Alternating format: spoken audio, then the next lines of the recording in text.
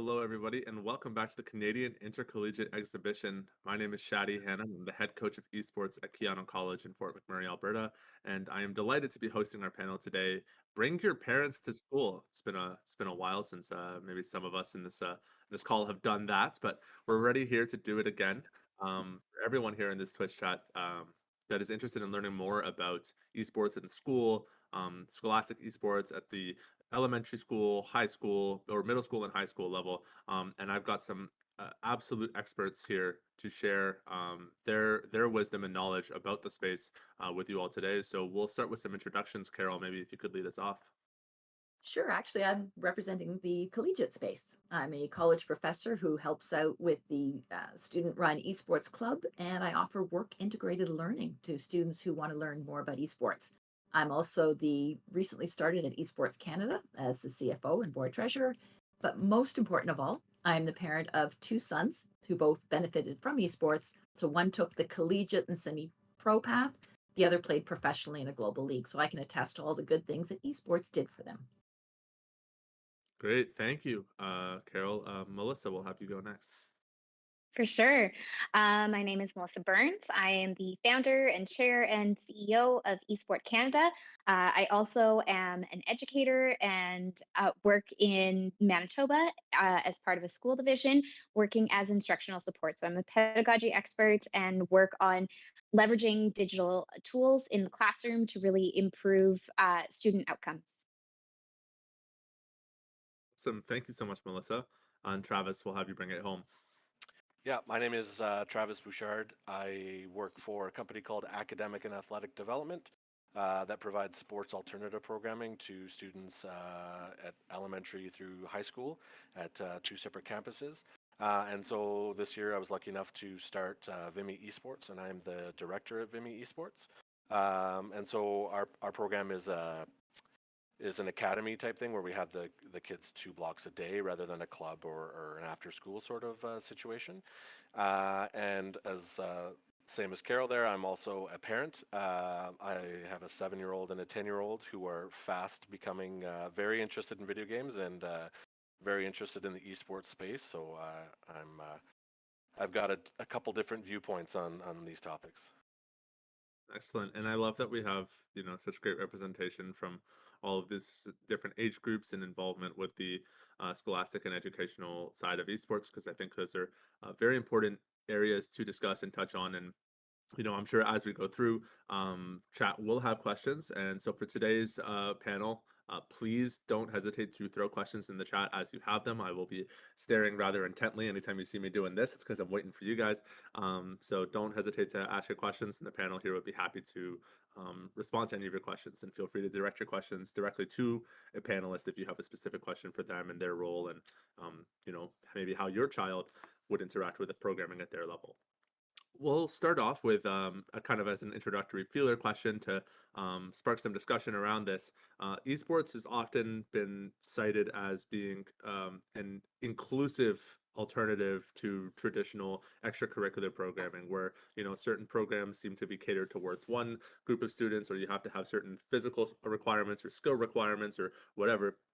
Esports is pretty all encompassing, and there are very few restrictions or barriers to who can participate in esports competition and activity. How have you found like the inclusivity of esports to be a strong selling point for you and your programs, and how have you attempted to convey that message to parents? Melissa, we'll start with you kind of at the younger side of the scale. Yeah, for sure. I know I shared this earlier this week, but Entertainment Software Association of Canada had put together a report on numbers specific to Canada around participation in video gaming and esports that was released in November of 2022. So this is Canadian data and quite recent. And they do this study. It's an ongoing study they do every couple of years that they produce news statistics and data. And it showed that students between the ages of 7 and 17, 89% of them are gaming every single day. So we know that already from those numbers, which I would say, even compared to the statistics coming out of the States, to me, even seem almost a little bit low. I was expecting it to be in the 90s, but 89% is most of our students are doing this. We know that most of our students are engaging in gaming in one form or another. And the reason that this is also really interesting is that they did a breakdown by gender as well, and it was binary gender. So it is not all encompassing of what the actual demographics are. But for a binary perspective, they did find that over 40% of those participating in games, of that 89%, over 40% of them were identifying as female. And so it's not something where we're looking at a specific segment of the population that's doing this. This is really all encompassing. And where I have found this particularly interesting in the school setting is that because this is something that all of our students do, it gives us the opportunity to have a really unique cross section of students interact with each other who normally wouldn't. Because typically in a school Mm. setting, you have students that are really interested in sports and go and participate in sports. You have students that are really interested in music or drama, they participate in Mhm. those activities. You have students that are really interested in art and photography, they go do those things, but nothing else really truly brings together a huge cross section of interest the way esports does. And so it's really cool to see how when we bring those opportunities together in a school setting in very intentional ways, there is huge potential for us to use this as a tool for social learning and for personal and interpersonal development. I love that you touched on not just the age and gender, but also like the activity interest as well.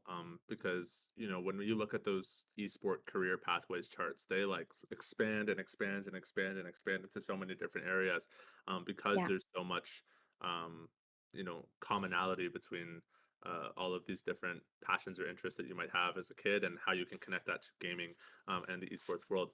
Travis, in your particular context, you're not just working on inclusivity, but also in legitimizing Mhm. pathways for esport competition. Maybe you could touch on that and kind of in regards to including a new group of students.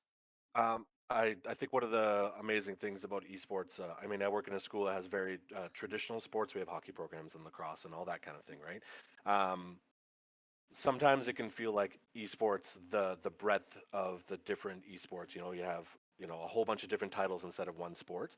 I think that can be turned into an advantage, especially in this space. Is that we're talking about individuals of all ages being able to participate and compete. So the fact that there's a Smash Bros or there's a Rocket League that can be for any age group, and then there's teen and mature games that you can play beyond that. I think that that's a huge advantage of esports, is that we can tailor esports to a whole bunch of different age groups. And speaking of different age groups, Carol, I mean, kind of to close off the top end, we talk about gaming and the gamification of education as being ways to incentivize kids to stay in school and to pay attention in school and to want to be excited to go to school, and then naturally that leads to where do you go once you're done with high school? What kinds of opportunities does the post-secondary esports scene provide for those high school graduates that have gone through these esport programs at a younger age? Thanks. Yeah, there's so many different paths and routes they can take. So, a school like yours that offers varsity, that's a fantastic opportunity for competitors. They're, we'll say, incentivized to keep their grades up if they want to stay on the team. Hmm. So, that's a wonderful pathway for the competitive student. For the casual player, though, it's important that there's other, like you mentioned, career pathways so they can take a degree or diploma. Particularly right now in Canada, marketing, management, event management, entrepreneurship are the key areas that we can see proper careers, esports, degrees, and diplomas evolving. So I think that's an exciting pathway. But there's also the community side. So if you're a casually competitive player, you can join your team that's there and have a lot of opportunities to interact with other students and gain other life skills from participation in that. And then there's still the more casual player. If you just want to hang out online, to your earlier point, if you're online hanging out with students at your school, nobody knows who you are. So it's not gender specific. It's not, are you athletic or not? It is for everybody because you have a shared interest. So not only do I go to this college or university, now I have all these online friends that I can interact with. So I think there's Opportunities for everyone, no matter the level of their skill or their interest in esports. Yeah, casually competitive, I think, is my new favorite catchphrase. I love that. That Um, that's our and, school. and and I think it touches on that group of people that are obviously very passionate about their game, but not necessarily wanting to go pro or be a professional player. And I think it's important for people to recognize you can be involved in esports without needing to be a pro player. There are so many other ways to benefit from that, the same way that you might play soccer or basketball, but not have to be a professional soccer player or have to be a professional basketball player. There are other benefits from that. So why don't we touch on some of those benefits in particular, and maybe we'll kind of start young and grow our way up here. Melissa, to start with you, what For are some of sure. the benefits for esport programming at the scholastic level?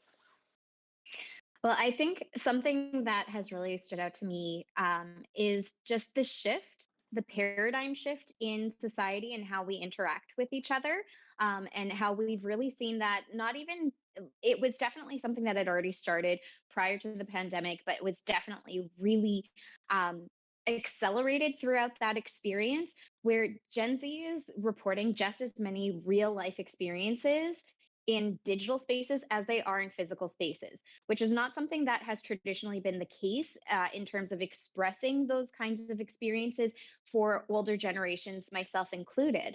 And so, knowing that they're having these real life moments in digital spaces, my cousin's wedding being an example of that, where half of the guest list from his wedding, he was meeting in person for the first time at his wedding because he had been playing Call of Duty with them for years.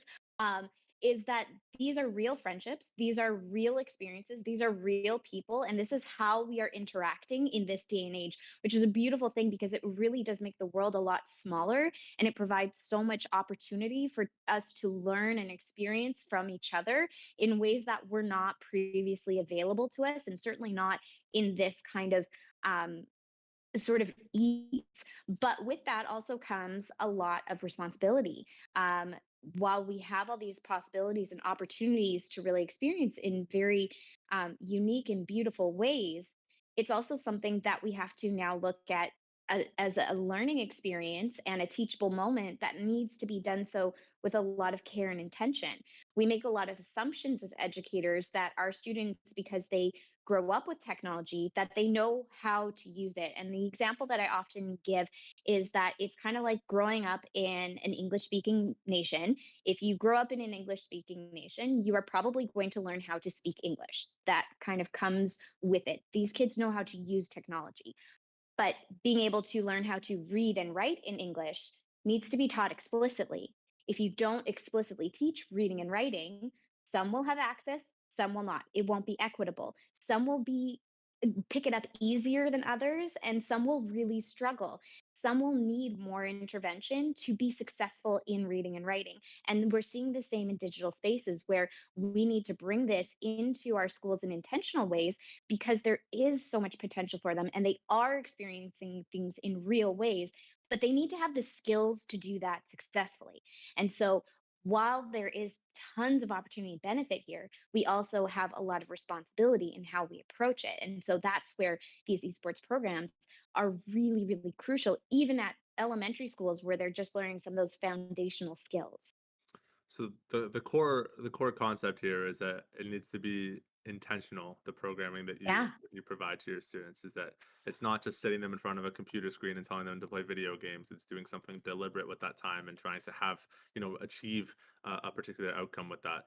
Travis, you and I have talked obviously plenty of times off camera about some of your intentions with your programs and the goals that you've set for your players. And there's a question in chat here that I think actually segues really nicely with the topic we have at hand and your particular expertise. Chatter is asking, how do you respond to some of the challenges that are posed by traditional athletics maybe not being as accepting of esports? And I think in your case, you're in a particularly interesting circumstance where you're the first in all of Canada surrounded by a very high performing athletic program, and now you've got kids playing Rocket League in the morning. How do you juggle that um, that circumstance, that environment?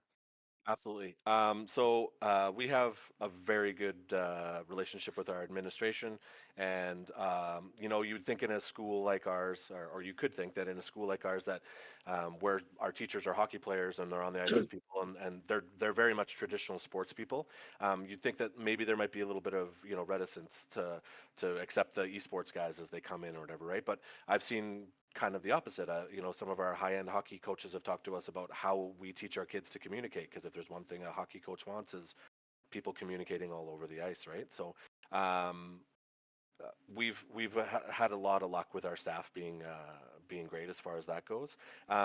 We also are trying to teach our kids. We're building the foundation of them being proud of what they're doing. Right, this is their passion. Be proud of it. Try to be at the best level that you possibly can. And then on the other end of things, we're trying to build the legitimacy of esports in Alberta. We're trying to, maybe take some things from the traditional sports world, where, provincials, things like that, and westerns, and in a school like ours, when you see those banners, we just got one for wrestling, or for example. When there's an esports one up there, hopefully next year, when there's an esports one up there, that's going to ring true with a lot of our athletics people and the student athletes in our school who are playing the more traditional sports, right? So try to build a foundation of our kids, make sure that they're proud of what they're doing, and then just keep building our program, and those things will come on their own. So you're uniting your program with that of your hockey academy and all of these other traditional athletic academies around this common interest, as we were talking about earlier, of Yeah. the love of competition and Yep. success, and being able to kind of demonstrate your skill above an opponent. Like, that's a universal feeling between sport and esport.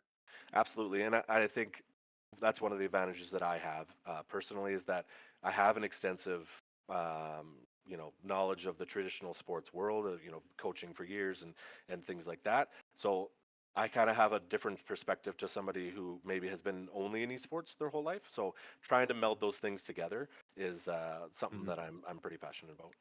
hmm I want to take this conversation about challenges and benefits, and pivot this now as we get into the post-secondary era.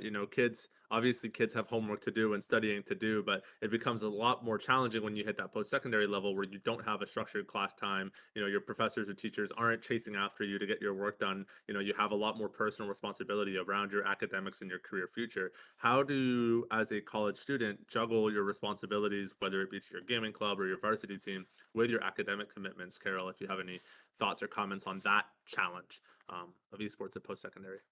It's funny from a parent perspective, I think that's where a varsity school does a really good job working with the students. I mean, you could speak a little bit more to that as well, For sure. because there's more structure around it to assist the students like you see in a traditional sports program. A club-based school like the one I'm at, it really does fall more onto the students themselves to have that discipline, the time management. They're still going to compete on Wednesday night in whatever league that their collegiate league they're involved in, but they don't get those same structure and supports. And that's maybe where the family has to step in a little bit and help them with their time management skills as they're developing it. So a varsity one, I'm curious, what supports do you have there that you can explain that they offer? For sure. Yeah, I feel like sometimes when I do these panels, I forget that I have my own esports program that I can talk about. At Keano, we are a varsity program. And what that means, kind of in short form, is we have a dedicated facility. We have academic benefits to our students, and that can range anywhere from scholarships to tutorship and support programs on campus, which we have both at Keano. And additionally, you had mentioned this earlier, but I did want to make it explicit, is that we do have a GPA requirement to continue playing for our teams. So when you get recruited to our team, you're recruited not just based off of your skill, but also kind of your talent as a student and your commitment as a student. Because if you fail to meet those GPA requirements, you're ineligible for competition in future terms. So, like you said, there's an incentive to keep your grades up in order to keep playing and be able to participate in the high stakes competition and potentially win prizes and get all of the benefits of competition that students crave. But I do have to say, as someone that came from a club background, one of the benefits of the club environment that I think club esport programs do have, and in some cases even more so than varsity programs, is because they're so good at creating a positive and encouraging environment. You build really good friendships, sometimes with people in your classes and sometimes outside. They're great for mental health and de-stressing and decompressing. And I think those things do lend themselves to making you more productive as a student as well. Whereas sometimes, and it is important to note, because I think when we're having these conversations, we don't want to shy away from the dangers or risks with esports. The competitive side of esport can be quite stressful. On the other hand, right? You have a lot of obligations to keep up with. Our teams are practicing 4 to 5 times a week. Yes, they're getting scholarships. Yes, they have tutors. But when you're practicing, 20 to 25 hours a week, your full-time school, and some people are even working part-time, that takes up quite a chunk of your week, right? So the club, on the other hand, does give you some of those, de-stressing spaces where you can kind of exert some of that stress and hopefully recenter yourself before the next week begins. So pros and cons really to kind of both models, but definitely post-secondary esports can be a boon to your academics. I think that the next space to kind of take this conversation, as I'm looking through some of these questions, we actually just touched on a little bit, but a healthy balance between esports, academics, and physical activities. So I'm gonna start this one with you, Travis, and then I want to shift up to Carol. And I want to start with you because I want to get a sense of what does Vimy do as far as like a day plan for your students, and what kinds of activities are they involved in throughout the day, and what does we'll say the pinnacle of esport academic programming look like in Canada. Yeah, so I think one of the questions we get from parents are, and it goes back to some stereotypes of video game players and esport and stuff like that, is how much physical activity they're doing, right? So we get more physical activity with our students than a normal junior high would. So we generally like to put it, and these are baselines. We usually try to put it 40 to 60% of our time we're in the esports space and we're doing, video reviews or playing the game or doing drills and things like that. And then the other 40 to 60% we're doing physical activity. So they do their gym class through us. We have esports specific fitness from our fitness director. We're doing outside activities. We're trying to find that balance, especially at a young age. We're trying to make sure that they're remaining active, and that's kind of what our programs have always been built on. So our board, of course, was making sure that we made sure we had our health and wellness as a part of that. The other thing is we kind of explain to our student athletes that, like, if you look at the high level players, they're not showing up to their scrims and that's it, and that's the end of things. They have, they're doing activity where they're working out in the gym. They have strength and conditioning people. They have psychologists, sports psychologists, things like that. It's not just how fast can you move a mouse or how good are you with the controller. It's they're athletes now. So we make sure that we treat our student athletes as athletes. I think one of the major things that I was very, very happy with this year is that our fitness director was very excited about esports coming into our space, and that goes back to our staff being very supportive. She was very excited about esports coming into the space, and so she took the time to look up, like, what are esports, professional esports, what are younger esports student athletes, what are the things that they need, right? So she talks a little bit more about, we didn't do much bench pressing this year because at this point that's not really effective to what their sport is. But Mm-hmm. we do posture things. We do general fitness things so that those things will affect their gameplay, right? So we definitely make sure that the physical component of our program is once again in the 40 to 60% of the time. Every time I'm on one of these panels and someone says posture, I like instinctively just like straighten out my back a little bit. I'm And like, I'm oh leaning shoot, I over. caught myself slumping again. No, I mean, that's great, and I love the way that you've kind of illustrated the athleticism of esports. The other thing I wanted to jump in on too is not a lot of people know this about professional organizations, but they oftentimes hire personalized chefs for their teams that are responsible for cooking them healthy, well-balanced meals. So a diet of Mountain Dew and Cool Ranch Doritos does not make you a professional esports player. For any parents in the chat that might be concerned about that. Um, yeah, go ahead, Carol, please. Oh, I was just gonna say the pro teams also quite often has a physical trainer and a mental health coach as part of their staff as well. So Right. there is an effort, and I think that goes really for something the parents can look at is the role models that are out there. So if you can put out, well, look at this team, look at the effort that they spend on making sure that their professionals are balancing out the physical exercise. Their professionals are actually meeting with the mental health coach. And let's talk about, what does it mean to be tilted? Or how do you regulate your emotions? What if you Mhm. get frustrated? What do you do? And use those professional role models to help in those conversations. It definitely helps in our room, I'll tell you that. Like, I'm not gonna lie, if the choice is between they get to play, Rocket League for the rest of the day, or it's time for us to go to the fitness center, there's not always 100% yes, let's go do this. This is a part of our day. But when you start talking about, like, you can show them videos of whatever Sentinels from Valorant, and you show them with their psychologist, or that you can show them that they're doing strength and conditioning. It's like, well, this is where you guys kind of want to be, so it's a little easier for us to maybe get them moving towards the fitness center in that case. Oh, Well, and one of the things please, that is really interesting too, if I can jump in for a second, for is sure. that while we know that there are lots of research studies that show the benefits of physical activity on game performance, and we've seen especially that there's a very strong correlation between strong cardiovascular health and your ability in FPS games specifically. There's a really interesting study that outlines the correlation there. Is that oftentimes we also forget that esports, and this is a newer area of research, but there was a pretty large study that came out just last spring, um, that looked at over 2,000 students in grade 3 from the US. And they were looking at the physiological difference or impact that playing video games had on uh, their different kinds of responses. So they looked at things like short term memory, their,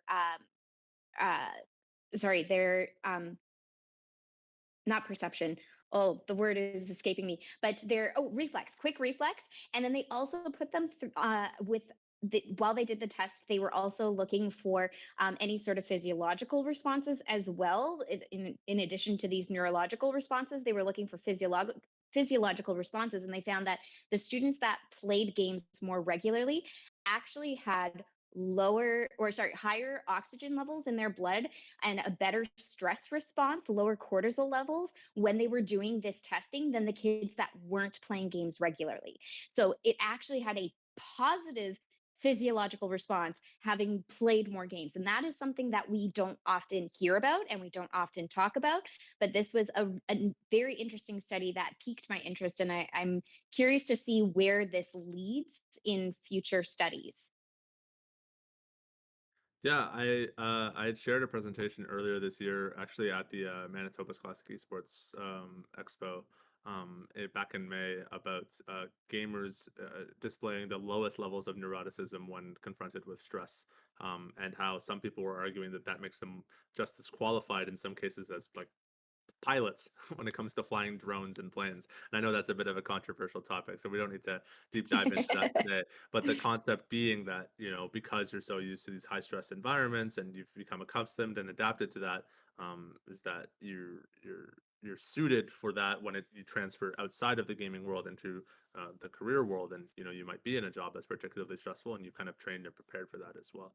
I was jumping in earlier because I wanted to push this to Carol, because she'd specifically indicated wanting to touch on how moms and dads can support their kids in esports. And being a mom of a pro gamer, I'm sure you have quite a bit to share and comments on that.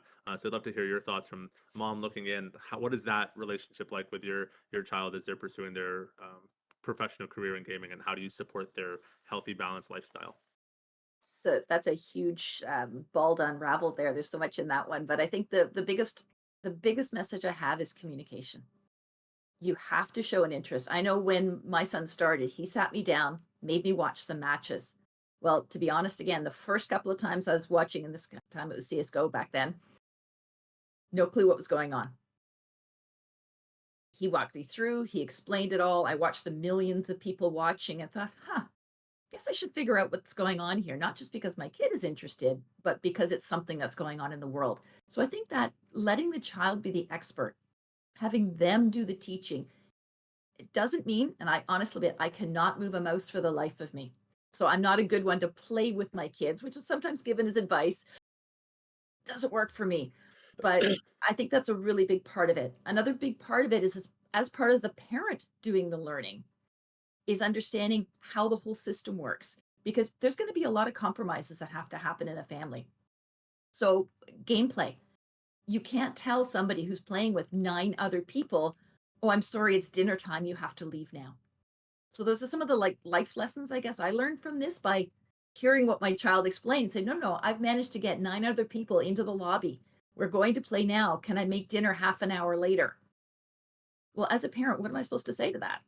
Other than thanks for planning ahead of time. That sounds great. We'll eat at that time.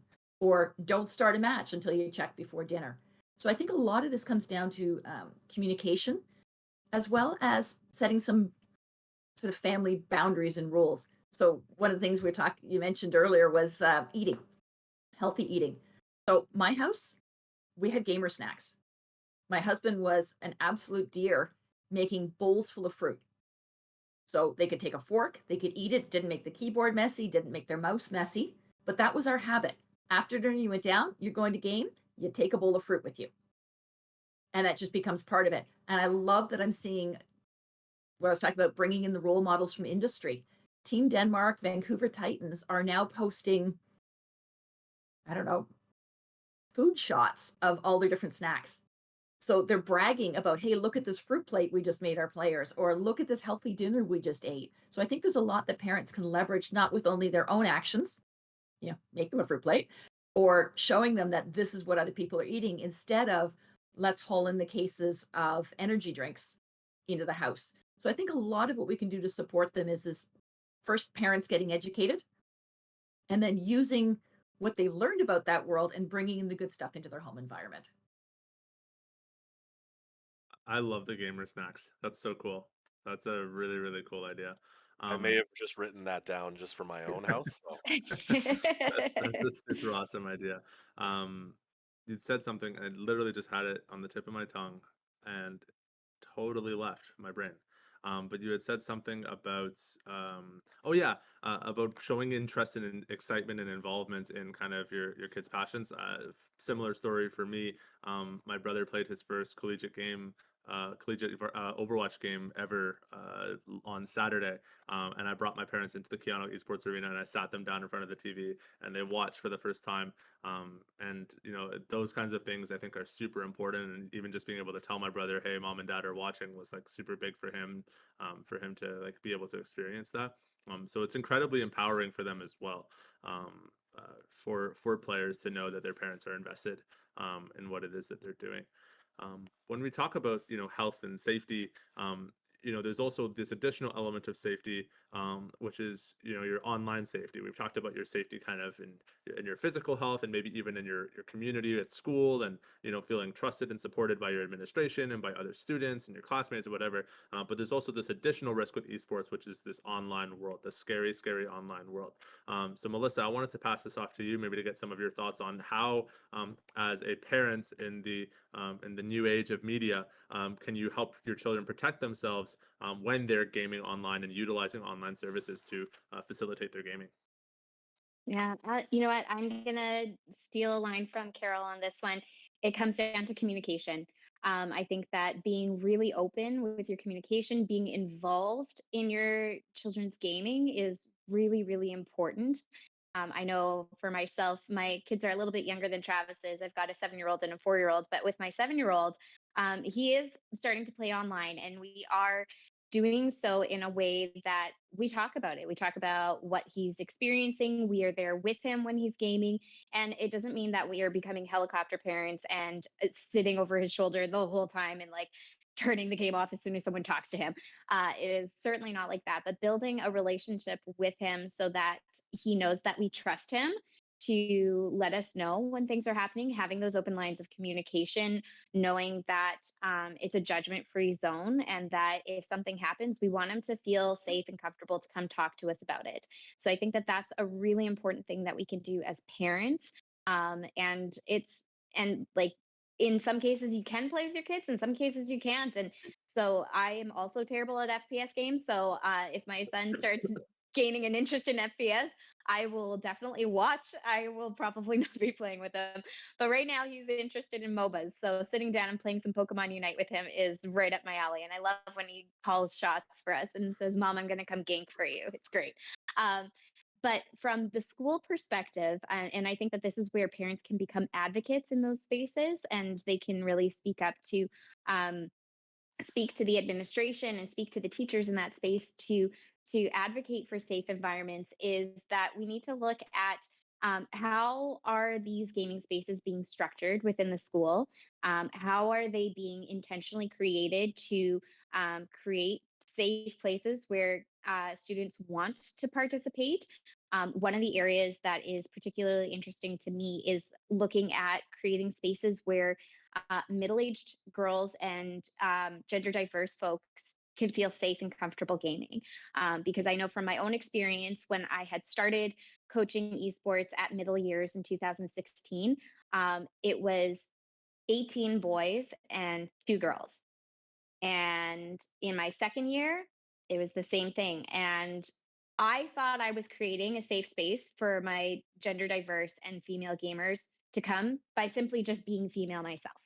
It wasn't a guy teacher doing the stereotypically guy oriented activity. I thought that by me being a role model in that space that they would come, and they didn't. I found that very interesting.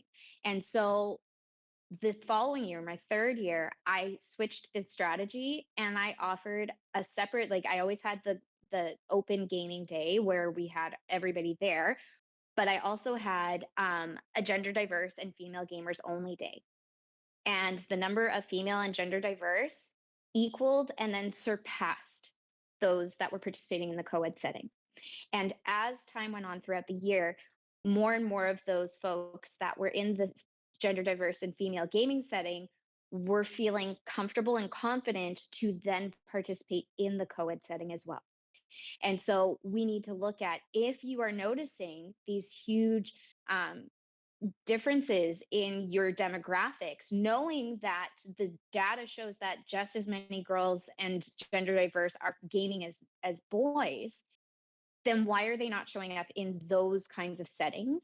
And how do we change the setting? We always talk about, if a student is not flourishing, it's not the student that's the problem, it's the environment. You don't blame the flower for not blooming. You look at, well, is it being watered? Is it getting too much sun? Is it not getting enough sun? We change the environment to help the flower bloom and grow and flourish. And we want to do the same for our students. From an administrative and policy perspective, we need to look at things, especially in a school-based setting, where we are taking student safety, privacy data very seriously. And that is something that we are entrusted with and need to take seriously. And so when we are providing these opportunities, these very valuable opportunities for students to gain, we need to do our due diligence to make sure that we are following terms of services, we are following privacy policies, we are looking at compliance to the standards within our school districts and our school boards. And if there is some sort of discrepancy between those two, looking for creative solutions that maintain the security of the environment and the safety of the environment for our students to participate. So it's balancing those two things, and making sure that we are not just removing the opportunity, but that we are finding ways to do so that are equitable. That was a very thorough answer. I'm trying to see if I can like pick out like one or two things to like Sorry. latch on. No, it's good. I'll ask Melissa a question and she'll answer 17 questions that I didn't even know I had as well. Um, no, I think it's a really interesting conversation about creating separate spaces. I mean, yesterday, yeah, we talked about a similar concept but for age, and having like running that fine line between creating a catered experience versus gatekeeping or segregating, right, in our programming. But I do think that when it comes to particularly the question of gender, because stereotypically for so long, gaming has been a boys club, a boys activity, that, in order to change that narrative, you need to be a little intentional about how you want to do that. Um, I think just to kind of switch gears here just to slightly as we talk about mentorship and coaching, because you did mention, your role as a coach, Melissa, and catering specifically to, um, you know, to everyone really, but also being really intentional about wanting to have girls and marginalized gendered people participating in your programming. that role of coaching and mentorship in esports is, I think, a crucial differentiating factor between gaming and esports, right? And I think Travis, maybe you could jump in and touch on a little bit about what does that look like in an esports context? What does it mean to coach esports, and why is that mentorship and positive role modeling so important? Yeah, I mean, a lot of the answers to my questions here. We talk about um, communication, and we talk about how we're going to teach our kids that that maybe don't have the traditional sports experience. So some of the esports kids, some of them might not be on hockey teams or baseball teams. Maybe that's not something that's of interest to them. I think one of the major things that we teach them and we provide them is we give them an opportunity to compete and to have those opportunities for facing adversity, for problem solving on the fly, and things like that. So I think I am an absolute, my passion right now is for building the team communication and things like that within our room. Um, I think that's been a major win for us this year. If you would have heard our kids at the beginning of the year when we said, "Hey, we're going to jump into game now. We're teaching them what Rocket League is." We get them in the game, and either you hear nothing or you hear like they're talking about what happened at the first block, right? Whereas by the end of the year, you're getting to the point where you're more efficient with your communication. There's almost a hierarchy of who's speaking the most, like an in-game leader in Valorant and things like that. I think teaching them those skills and maybe taking some things from the traditional sports world as far as being in a team dynamic and learning how to communicate with their teams and everything like that. I think that is a massive thing that an esports coach can teach their student athletes. Realized I was muted on Discord. You touched on communication there as being like a really crucial skill set, and I think it's one of the ones that um, we kind of gravitate to when we talk about the benefits of esports, because especially for a game like Rocket League, which I know you guys specialize in at Vimy, the game is so fast paced and infinitely more so than a traditional sport. Soccer, a game is 90 minutes, and Rocket League it's 5, right? So you've got to be talking a lot faster, maybe, and communicating information a lot more quickly than you would in the 90-minute game of soccer. And Carol, you had touched on communication, particularly between yourself and your child, as being an important factor in their involvement in esports. What, maybe if you could illustrate more specifically, like what that attention to detail as far as teaching those communication skills looks like at home. I mean, you gave such a great example with the bowl of fruit. I'm trying to see if you can get a bowl of fruit for communication as well, if you've got anything there to share. I think there's a couple of ways the answer on this one can go. I think one of them is I think parents have to be the role models here. So there are a lot of parents now who game. And when they're gaming, how they behave, what they do. So if they have a routine of, it might sound a little awkward, but talking to a couple of people and they do this, is that they actually go and make an intentional stretching session before they start to play. Then they get water, not an energy drink, bring it in so they make it like a fitness thing that they're doing. And then I think you could take that to communication as well. You should know that their young people are listening all the time. So if you're not regulating your emotions very well, the young folks are hearing that. And so communication that you do as a model for your young person will be an important part of it. A second answer to this one will also just be the conversations that you're having internally at home just about the game themselves. When they finish a game, you're talking about, well, what happened? How did you feel when that happened? What did you do when so and so said whatever they said? Or somebody said something inappropriate. How did you react? What are you going to do about it? So I think those family dinner time conversations can expand into something that interests the child. How was, instead of coming, husband or wife comes home and says, "Hey, how was your day, dear?" Instead is, "How was your game?"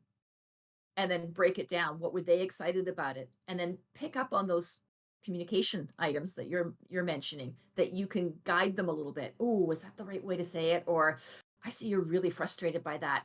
Why don't you just, step away from the keyboard for a sec, take a little bit of a walk. Let's talk about this for a sec and go back online. So just tell them that you're going to be AFK for 5 minutes. Let's just take a moment and deal with this. So I think the parents can be involved without, I think, Melissa, you're saying you don't want to become a helicopter parent in all of this, but you do have to be engaged and interested in what they're saying. If they're using words like tilted, well, it really helps for a parent to know that maybe that's not a good thing. So that's one of those words you should be listening for.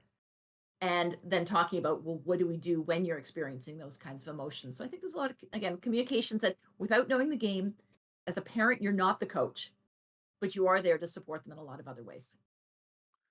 So you said something, and then my mind started racing to see if I could find exactly what I'm looking for, because we're talking about communication, and I figured an essential, crucial part of communication is knowing the language of gaming. And I remember once I'd seen a guide that was like a parent's guide to esport terminology, and it was like, what the heck is AFK?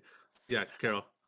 You know who's got a really great one? It's one of the, I love to support them, the British Esports Association. All right, let's look They at have this. some very good parent resources. I think that was another question that was in there that we might get to or not, but they have a lot of parent resources, and they have a guide to gaming, and they have some glossaries and things like that that cover a lot of those. And you're right, like AFK, that's not a bad word. But if you Yeah. don't know esports, you don't know that AFK is just away from keyboard. It's not a big deal. And honestly, you can get a lot of cred with the kids if you can just throw in an occasional word. You can regain a little bit of hitness as a parent too, if you can communicate just using a few of those keywords, and knowing what role does your child play. If they had an alt, is that a good thing or a bad thing? That you're just not Yes. completely lost. Again, you don't have to know all the nuances, but just to be able to communicate with them in their language and the language of esports is valuable.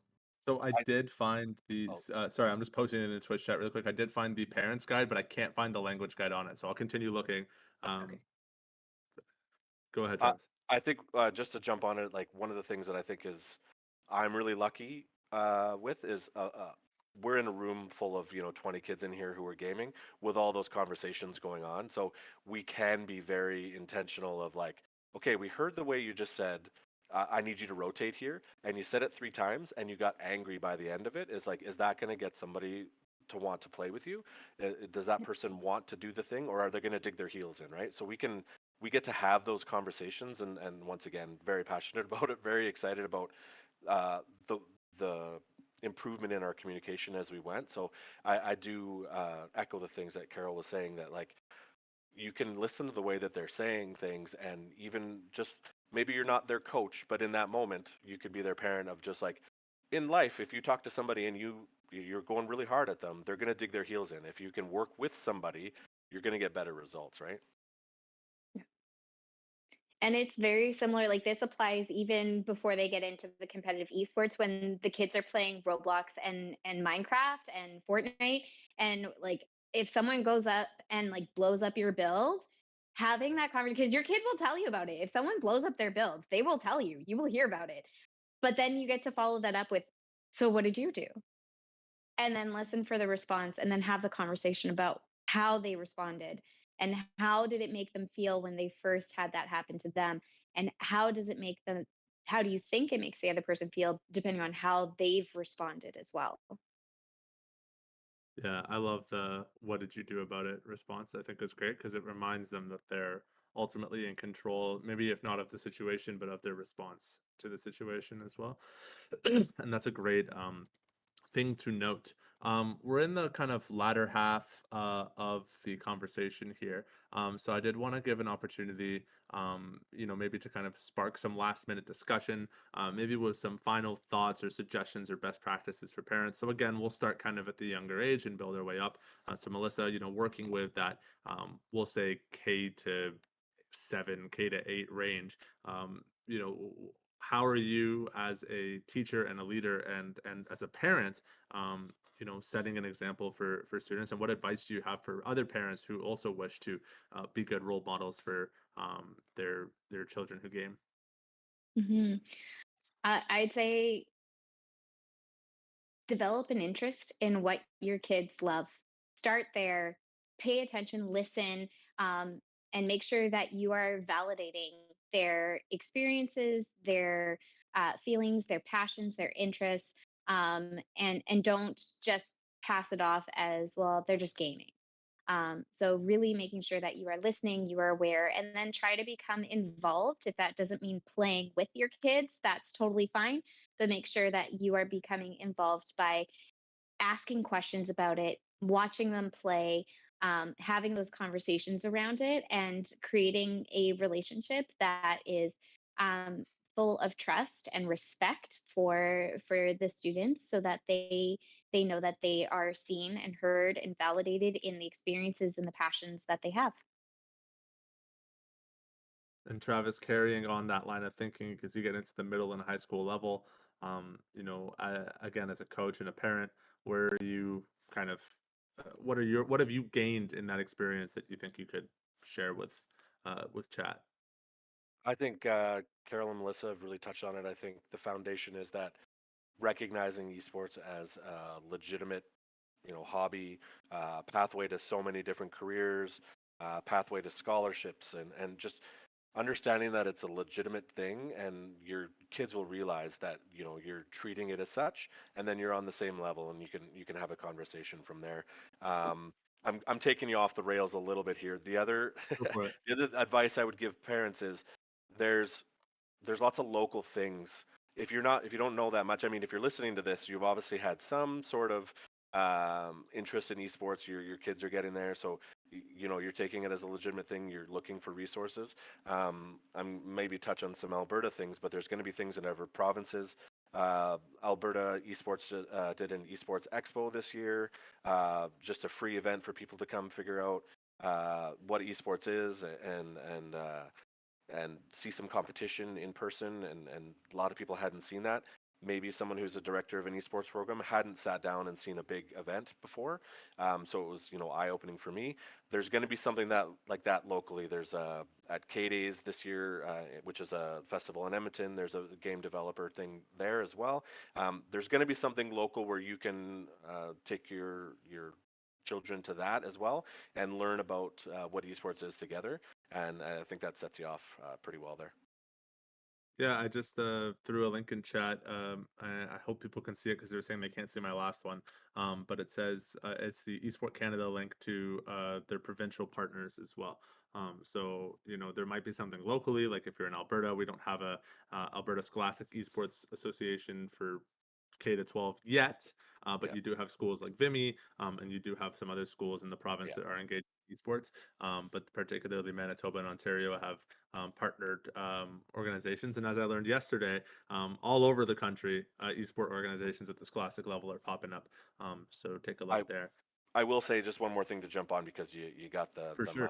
mind running there. Selfishly, of course, I would say that there's programs like ours that exist. Um, I took no less than 20 different meetings this year from different schools in around Alberta that are building their own clubs. They're building their own classes, like an option class or something like that. There's other academies that are being built. And so if you're part of a parent association, or, you have contact with admin at a school, you could be finding out what's going on at the school. Maybe there's some opportunities that you don't know about. And another way to turn what might be, well, I'll use Carol's thing, casually competitive games that maybe we're working it into a team sport, an esport, right? So there would be those opportunities if you're looking for them. And I'm telling you, it's it's absolutely blowing up in Alberta, and I would expect that it's blowing up everywhere else. Perfect. And Carol, lastly, kind of at that collegiate level, and even just drawing on your experiences as a parent of two pretty accomplished gamers, what's your advice to the audience for today? There's life after the teenage years. So, in other words, I mean, when you're the parent of a teenager, you get awfully worried, saying, oh my goodness, my sons are giving up their team sports. They're giving up their physical sports because they really want to go pro, or they really want to spend more time on esports. And your heart drops. And you think, oh my goodness, what are they doing with their lives? Well, a lot. They're doing well. They thrive. Research is showing. I found one stat from Lee and Steinkühler. They say there's no significant relationship between gameplay hours and GPA. Gaming up to 14 hours weekly showed no relationship with the GPA at all. So if there's a family balance that happens here, there's a plan. You do like Shadi, you've either got coaches at the collegiate level that help people come up with those schedules. If you're not doing it through a varsity, well, then at home, are we, keep up your grades, do all of those things. Well, you first of all, you can, and let them go as far as they can in esports or where they want to go in esports. There is time later on. I'm a college educator. So I should be that first person saying, oh no, as soon as you finish high school, you've got to go off to college or university. No, you don't. You can have a gap year. You can have a gap 2 year. My son had a gap 3 year, right? He played pro for 3 years. He went back to school and started a completely normal career outside of esports. So just because a teenager is saying, oh, I'm so excited about esports, the answer is that's fantastic. Do what you can with it. Take it as far as you can go. Enjoy it. Then you can go back to school later. You can finish up a degree or whatever, or not, depending on where your career takes you. But it's not this, oh my gosh, how can you let your kids play video games? It's not that anymore. There's an entire, say, normal life that happens. They got full careers, all sorts of the industry they can go into. And I say, only one of mine ended up staying sort of related to esports. The other one was like his life outside of that as well. So it's a great time to be able to engage, particularly in that teen years, right? It's a really hard time to connect with people at that age and stage. So if you can get into their gaming even just a little bit and give them the tools they need to be successful, it's like there is life on the other side. My I'll close with a little anecdote for any parents still in the chat. I've coached for 4 to 5 years now. I've been gaming since I was um just starting. I mean, I've been gaming since I was 6 years old, but esports since I was in middle school. And so far to this day, my all-time favorite moment in esports was as a League of Legends coach at the University of Rio Grande in Southern Ohio, where we're playing our semifinals game, and one of my players posts in our shared like chat server. He posts a screenshot of his mom's text messages to him, and it's like 30 to 40 text messages back, basically like live tweeting the game to him, being like, "Who was that? Was that character? Oh, go get him! Like they're taking your tower. What are you doing?" Like it's this long just chat message, and just the pure like excitement and enjoyment, and just seeing how invested she was in what her kid was doing. And you could tell that he really felt that and appreciated that. He was one of the strongest players of our team, and having that support from your family is so crucial to being able to keep up, especially at the collegiate level, with your academics and your study. He was the hardest working kid I ever had in my team, and uh, you can't attribute that to anything else other than the fact that of how supported he felt in what it was that he was doing. What I always tell parents when I meet them, and they say, "Oh, my kid loves to play video games." The first question I always ask them is, "What games? What positions do they play?" And so often I'm disappointed by parents that, "Oh, I don't know."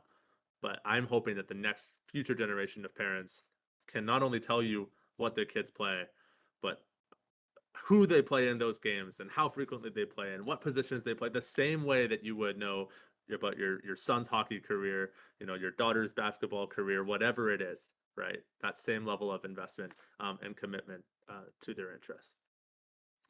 So to round up today's conversation, thank you so much, everybody, for sharing everything that you had to share. It was super enlightening, even for me. I always learn something new whenever I talk to this group of people. So thank you so much for your time and for sharing your knowledge. I'm sure everyone in chat enjoyed learning from you all today, and I don't want to impose on anybody, but we're all pretty active on social media. So if you do have follow-up questions, or you're curious to learn more about what each of us does individually, or even just as a parent or someone that works with children about in esports, wanting to help them achieve their fullest potential, don't hesitate to reach out to us. I believe it looks like someone already posted our Twitter links in chat, so go ahead and click those links and give us all a follow, and we'd love to continue the conversation offsite. Thank you again, everybody, for tuning into today's stream, and we'll see you later this afternoon for some collegiate Valorant.